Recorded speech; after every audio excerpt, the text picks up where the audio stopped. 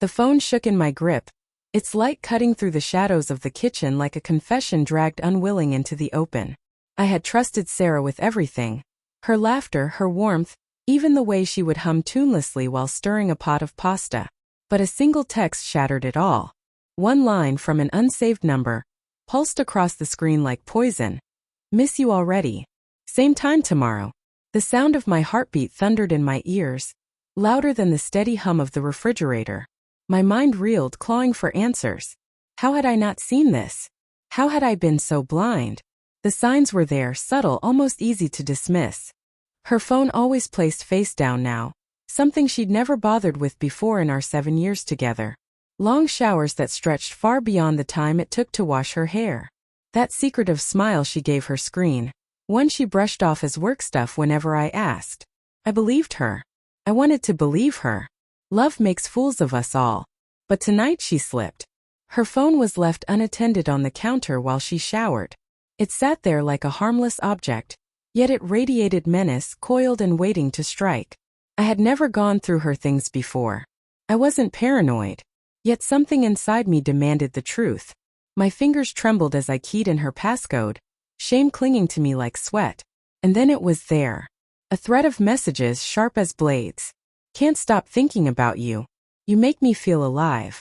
The words sank deep, leaving me gasping. My knees gave out and I clung to the counter, the cool stone grounding me as my world caved in. The bathroom door opened.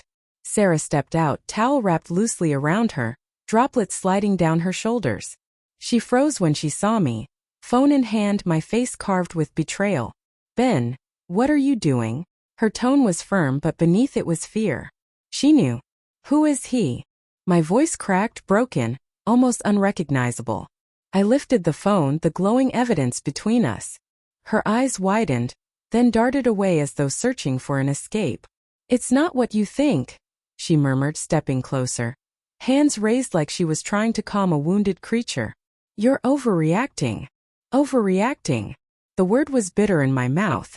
You're meeting him tomorrow. You miss him. Don't insult me with lies. She faltered, sinking onto a stool, her towel shifting just enough to remind me of all the intimacy we'd once shared. It's complicated, she whispered. I didn't mean for it to happen. Tell me everything.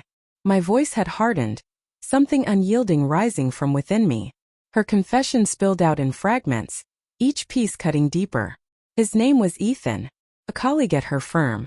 It began with late-night deadlines, shared coffees, laughter that lasted too long. I felt noticed, Ben, she admitted, tears brimming. You've been buried in the restaurant. I felt alone. The sting wasn't in her words, they carried truth. I had been consumed with work, chasing stability, assuming she would simply wait. But instead she had filled the void with him.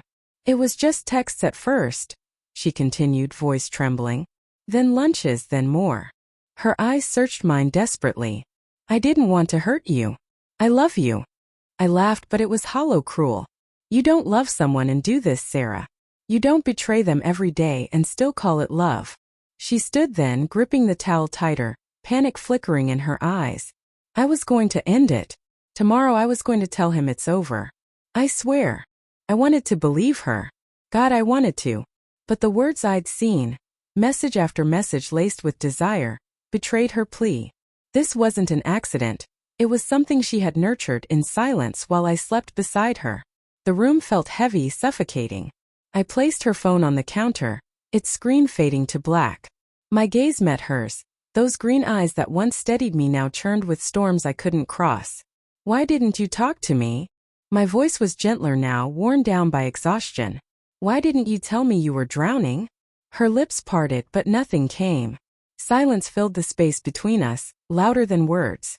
I turned, walking toward the living room, each step echoing. Her voice followed, fragile, cracking. Ben, please. We can fix this. At the doorway I stopped.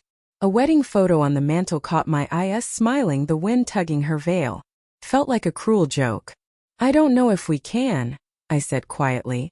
But I know I can't look at you right now. The night air met me like a slap as I stepped outside, cold and merciless.